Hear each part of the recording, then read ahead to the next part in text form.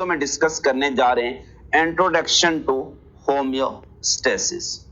बेटा होम्योस्टेसिस के इंट्रोडक्शन में हम इसकी डेफिनेशन डिस्कस करेंगे, होम्योस्टेसिस की जरूरत क्यों पेश आई और होम्योस्टेसिस की टाइप्स क्या हैं और होम्योस्टेसिस होती कैसे है, कौन सा सिस्टम है। तो इंट्रोडक्शन टू होम्योस्टेसिस में हम इन तमाम क्वेश्चन का आंसर करने जा रहे हैं। अब इसकी नीड क्यों पेश आई, इसके लिए मैं आपको थोड़ा सा इसका बेसिक कंसेप्ट समझा देता हूं। बेटा एनवायरनमेंट क्या चीज होती है? हर एक चीज की surrounding of everything is called as environment. जैसे मैं बैठा हूं तो मेरी सराउंडिंग में हर चीज जो भी मौजूद है, एयर मौजूद है, ये कमरे की दीवारें मौजूद हैं, इसमें छोटे छोटे माइक्रो ऑर्गेनिज्म मौजूद हैं, इसके अंदर सॉइल पार्टिकल शामिल हैं। तो ये सारी चीजें मेरा क्या है, एनवायरनमेंट है। अब बेटा with reference to human body के रेफरेंस से हमारे इन्वायरमेंट कितने तरह के हो सकते हैं? दो हो सकते हैं। ह्यूमन बॉडी के रेफरेंस से इन्वायरमेंट कितने हो सकते हैं? दो हो सकते हैं। कौन कौन से इन्वायरमेंट हो सकते हैं? जो इन्वायरमेंट किसी भी ह्यूमन बॉडी को सराउंड कर रहा है, उसके बाहर साइड से सराउंड कर रहा है, उसको हम क्या कह रहे होते हैं? External environment. एक्सटर्नल इन्वायरमेंट में क्या चीज शामिल होगी? आप जिस इन्वायरमेंट में रह रहे हैं। अगर एक ऑर्गेनिज्म पानी में रह रहा है तो उसका एक्सटर्नल इन्वायरमेंट हमेशा क्या होगा? वाटर होगा। और अगर कोई इन्वायरमेंट खुश्की पर रह रहा है तो उसका एक्सटर्नल इन्वायरमेंट क्या होगा? हवा होगी। तो सो टेरेस्ट्रियल इन्वायरमेंट है, एक्वेटिक इन्वायरमेंट है। तो ये दो बड़े क्या है? एक्सटर्नल इन्वायरमेंट है। फिर एक इन्वायरमेंट वो है जो हमारी बॉडी के अंदर सेल को सराउंड कर रहा होता है। बेटा सेल को जिस चीज ने सराउंड किया होता है वो क्या चीज होती है? That is called body fluid. Cell, तमाम सेल जो होते हैं उनको किस चीज ने सराउंड किया होता है? वो बॉडी फ्लूइड होता है। बेटा वो फ्लूइड जो आपकी बॉडी में प्रेजेंट है उसको हम क्या कह रहे होते हैं? Body fluid. अब ये बॉडी फ्लूइड हमारा दो तरह का होता है। एक बॉडी फ्लूइड हमारे पास कौन सा है? That is main body fluid, that is called blood. इंसान में जो सबसे इंपॉर्टेंट बॉडी फ्लूइड है और सबसे मेन बॉडी फ्लूइड क्या है? ब्लड है। इसके अलावा कौन सा बॉडी फ्लूइड है? That is called as tissue fluid. बेटा टिश्यू फ्लूइड क्या होता है? बेटा हमेशा आप देखें कि सेल के दरमियान खाली जगह होती है तो बहुत से सेल मिलकर टिश्यू बनाते हैं। तो सेल के दरमियान जो फ्लूइड जमा हो जाता है उसको हम कहते हैं टिश्यू फ्लूइड, या इसी को हम कहते हैं इंटरस्टिशियल फ्लूइड। इसका थोड़ा सा रेफरेंस आप चैप्टर नंबर 14 में वेन्स वाले टॉपिक में डिस्कस करते हो, व्हाट इज इंटरस्टिशियल फ्लूइड। इसी फ्लूइड से और सी बहुत से फ्लूइड बन रहे होते हैं, जैसे आपका यूरिन, ग्लोमेरुलस फिल्ट्रेट वो भी बॉडी फ्लूइड है, लिम्फेटिक सिस्टम वो भी बॉडी फ्लूइड है, सेरिब्रोस्पाइनल फ्लूइड वो भी बॉडी फ्लूइड है। तो ये सारा फ्लूइड कहां मौजूद होता है? हमारी बॉडी में मौजूद होता है। ये हमारे सेल को क्या कर रहा होता है? सराउंड कर रहा है। लिहाजा इंटरनल इन्वायरमेंट में हमारे पास क्या चीज शामिल होगी? ये सारे बॉडी फ्लूइड शामिल होंगे। तो अब देखें कि हमेशा जो एक्सटर्नल इन्वायरमेंट है, एक्सटर्नल इन्वायरमेंट हमारा होता है उसमें फ्लक्चुएशन हमेशा वाइड रेंज में होती है। फ्लक्चुएशन किसको कहते हैं? फ्लक्चुएशन बेटा तब्दीलियों को कहते हैं, चेंजेस को कहते हैं। एनवायरनमेंट में आने वाली तमाम तब्दीलियों को फ्लक्चुएशन कहते हैं। जैसे आप सर्दियों में देखते हैं बाहर हवा ठंडी हो जाती है, ये क्या है? एक तब्दीली है। इसी तरह से गर्मियों में शदीद गर्म हवा चल रही होती है, ये क्या है? तब्दीली है। कोई ऑर्गेनिज्म फ्रेश वाटर में रह रहा है तो उसके लिए पानी बहुत ज्यादा है उसमें, तो ये है तब्दीली। अगर कोई ऑर्गेनिज्म मैरीन वाटर में रह रहा है तो उसमें नमक बहुत ज्यादा है, तो ये क्या है? तब्दीली। तो एक्सटर्नल एनवायरनमेंट में हमेशा तब्दीलियां बड़े पैमाने पर होती हैं, जिनको हम कहते हैं फ्लक्चुएशन इन वाइड रेंज। ये तब्दीलियां क्या कर सकती हैं? आपकी बॉडी के अंदर जाकर आपकी जो बॉडी फ्लूइड है उसके अंदर तब्दीलियां ला सकती हैं। तो एक्सटर्नल फ्लक्चुएशन की वजह से क्या हो सकता है? इंटरनल एनवायरनमेंट में फ्लक्चुएशन हो सकती है। और अगर इंटरनल फ्लक्चुएशन भी क्या हो जाए? वाइड रेंज में हो जाए, बड़े पैमाने पर, आपकी बॉडी में पानी बहुत ज्यादा आ जाए, आपकी बॉडी में नमक बहुत ज्यादा आ जाए, आपकी बॉडी का टेम्परेचर 37 से 40 तक चला जाए, आपकी डेथ हो जाएगी।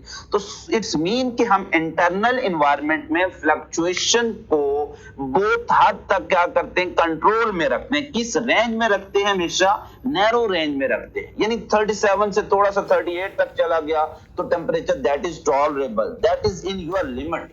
तो इंटरनल एनवायरनमेंट में आने वाली तब्दीलियों को हमेशा क्या रखा जाता है? कंट्रोल में रखा जाता है। इनको कंट्रोल करने की कोशिश की जाती है। जैसे आप देखें ये कौन करेगा, ये कंट्रोल सिस्टम ही करेगा, जो इस टॉपिक में हम एंड पर डिटेल में डिस्कस करेंगे। बेटा ये एक सेल है, ये दूसरा सेल है बॉडी के अंदर, ये पूरी क्या है, बॉडी है हमारी, this one is our body. अब बॉडी के बाहर जो इन्वायरमेंट है that is called external environment, इसमें फ्लक्चुएशन क्या हो रही है, बड़े पैमाने पर हो रही है। अब देखें एक जो कुछ चीजें सेल के अंदर भी होती हैं उसको हम क्या कहते हैं, intra cellular environment. Intra mean within, cellular mean cell के अंदर, तो जो सेल के अंदर इन्वायरमेंट होगा वो क्या होगा, इंट्रा सेलुलर, और जो सेल के बाहर होगा सेल के दरमियान, इसको हम क्या कहेंगे, extra cellular environment. So internal environment में ये दोनों इन्वायरमेंट शामिल होते हैं, क्योंकि दोनों चीजें बॉडी के अंदर भी हैं, तो सेल सारे क्या है बॉडी के अंदर हैं। तो अब इंटरनल इन्वायरमेंट फिर दो तरह का हो सकता है, एक सेल के अंदर इंट्रा सेलुलर, एक सेल के बाहर एक्स्ट्रा सेलुलर। तो दोनों के अंदर फ्लक्चुएशन को क्या रखा जाता है, with in a narrow range रखा जाता है।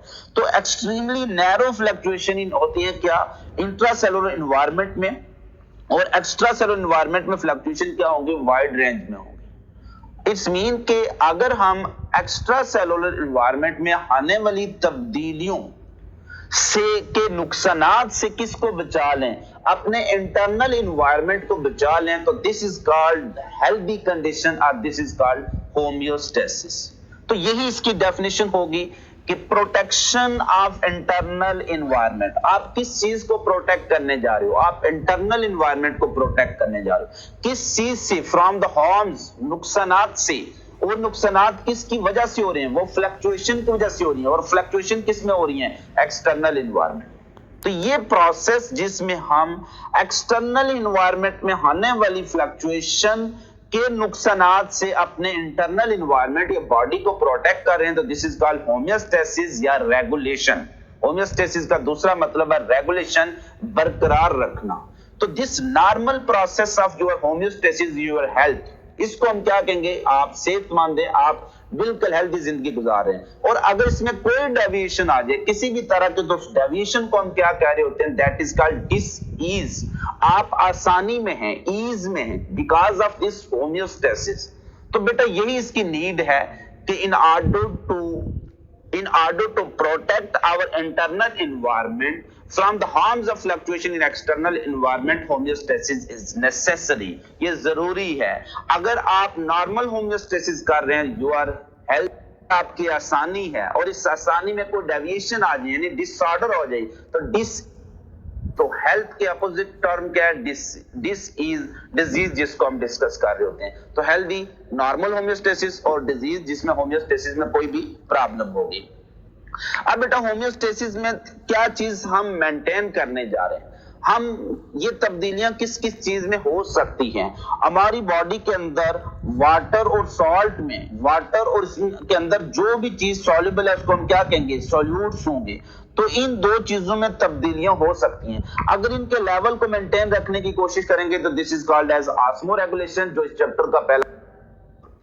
हमेशा बेटा ये चीजें कम भी हो सकती हैं, ज्यादा भी हो सकती हैं, इसलिए इन ऑस्मो रेगुलेशन में गेन और लॉस दोनों तरीके से, अगर ज्यादा होगी तो हम उसको लॉस करके मेंटेन रखेंगे, और अगर कम होगी तो गेन करके क्या रखेंगे, मेंटेन रखेंगे। लेकिन एक्सक्रीशन की सूरत में हमारी बॉडी में नाइट्रोजनस वेस्ट हमेशा एक्सेस में ही पैदा होती है, ये कभी कम नहीं होती। नाइट्रोजनस वेस्ट हमेशा क्या होती है, एक्सेस में होती है। जब ये एक्सेस में होती हैं तो ये टॉक्सिक बन जाती है, पॉइजन बन जाती है, जहर बन जाती है, एंजाइम को इनहिबिट कर देती है, इनहिबिट कर देती है। चैप्टर नंबर 3 में आपने डिस्कस किया एंटी मेटाबोलाइट्स के बारे में। तो बेटा नाइट्रोजनस वेस्ट हमेशा किस हालत में होंगी, एक्सेस। हमने इनको किस रेंज में रखना है, वेरी स्मॉल अमाउंट में रखना है। इनको हमने क्या रखना है, very small amount. It's mean के स्मॉल अमाउंट से जो भी ज्यादा होंगी इसको हम क्या करेंगे, खारिज करेंगे। तो this removal of nitrogenous waste is called excretion. तो इसमें हमेशा क्या होगा, लॉस होगा, गेन नहीं होगी। थर्मो रेगुलेशन क्या है, आप टेम्परेचर को मेंटेन रखेंगे। इस चैप्टर का लॉस सेगमेंट होगा जिसमें हम इसको डिटेल में डिस्कस करेंगे। अब होम्योस्टेसिस क्या रिलेशन एनवायरनमेंट के साथ क्या है, बेटा हर ऑर्गेनिज्म अपने एनवायरनमेंट के मुताबिक एडाप्टेड होता है। चैप्टर नंबर 24 एवोल्यूशन में हम डिटेल में डिस्कस करते हैं कि environment is the main force behind this evolution. Evolution होती कैसी है, एनवायरनमेंट एक प्रेशर एक्सर्ट करता है। वो एनवायरनमेंट कौन है, एक्सटर्नल एनवायरनमेंट। वो क्या हो सकती है, बर्फ हो सकती है, वो क्या हो सकता है, एक्सट्रीम गर्मी वाला मौसम हो सकता है जैसे ट्रॉपिकल कंट्रीज में होता है, वो क्या चीज होती है, एक्सट्रीम वाटर हो सकता है जैसे इक्वेटिक एनवायरनमेंट में। तो ये सारी स्ट्रेस एनवायरनमेंट पैदा करता है। तो फिर इंटरनल एनवायरनमेंट को इस एक्सटर्नल एनवायरनमेंट के मुताबिक एडजस्ट किया जाता है, इसको कहते हैं एडाप्टेशन। आप अपने इंटरनल एनवायरनमेंट को एडाप्ट करेंगे किसी एक्सटर्नल एनवायरनमेंट के लिहाज से। तो ये एडाप्टेशन जब बहुत ज्यादा हो जाती है तो कोई भी organism polar bear polar condition के लिहाज से एडाप्ट हो जाता है, एवॉल्व हो जाता है। पोलर बियर एवॉल्व हो जाएंगे, रैबिट एवॉल्व हो जाएंगे अपने लिहाज से, एक्वेटिक एनिमल्स एवॉल्व हो जाएंगे अपने लिहाज से, टेरेस्ट्रियल इन्वॉल्व हो जाएंगे। तो so homeostasis the central requirement in maintenance of organism. बेटा जिंदगी है ही किस चीज से, हेल्थ से है। Health is wealth. अगर होम्योस्टेसिस नहीं है तो आपका कोई सिस्टम काम नहीं करेगा, क्योंकि होम्योस्टेसिस क्या कर रही है, एंजाइम की वर्किंग के लिए ऑप्टिमम कंडीशन को मेंटेन कर रही है, सस्टेन कर रही है। अगर होम्योस्टेसिस नहीं है तो कोई सिस्टम काम नहीं करेगा, तो इंसान की सर्वाइवल भी नहीं होगी। इंसान की सर्वाइवल का इंसान किस पर, homeostasis. So is the central requirement of the body. तमाम सिस्टम में सबसे इंपॉर्टेंट सिस्टम होम्योस्टेसिस है। ये क्या करेगा, इट कंपेल एडाप्टेशन। ये आपको मजबूर करेगा कि एडाप्टेशन करो, एडाप्टेशन करो। ये माहौल चेंज हो रहा है, इसके मुताबिक अपने आप को एडाप्ट करो। जब आप एडाप्टेशन कर लेंगे, क्यों, कांस्टेंट चेंजिंग कंडीशन है, चेंजिंग कंडीशन का कांस्टेंट आना जरूरी है। ये नहीं कि एक दिन सर्दी या दूसरे दिन गर्मी शुरू हो जाए। तो जब ये ऐसा होगा तो आप किसके लिहाज से अडॉप्ट करो। तो जब लगातार सालों साल सर्दी रहेगी तो आपको अडॉप्ट करना पड़ेगा सर्दी के लिहाज से, बॉडी में कुछ चेंजेस लानी पड़ेंगी। तो सो इट होम्योस्टेसिस क्या कर रही है, compel the adaptation related to constant condition, changing condition और कंट्रीब्यूट टू एवोल्यूशनरी प्रोसेस। तो इस तरह से सारी एवोल्यूशन किस वजह से हो रही है, होम्योस्टेटिक अडॉप्टेशन की वजह से हो रही है। अब कौन सा सिस्टम है जो ये होम्योस्टेसिस करता है, उस सिस्टम को हम कहते हैं होम्योस्टेटिक कंट्रोल सिस्टम। इस सिस्टम के बारे में डिटेल में डिस्कस करेंगे हम नेक्स्ट वीडियो में। तो इंशाल्लाह आपसे मुलाकात होगी नेक्स्ट वीडियो के साथ। अपना बहुत ज्यादा ख्याल रखिएगा, खुश रहिएगा, खुश रखिएगा। अल्लाह हाफिज, अल्लाह ने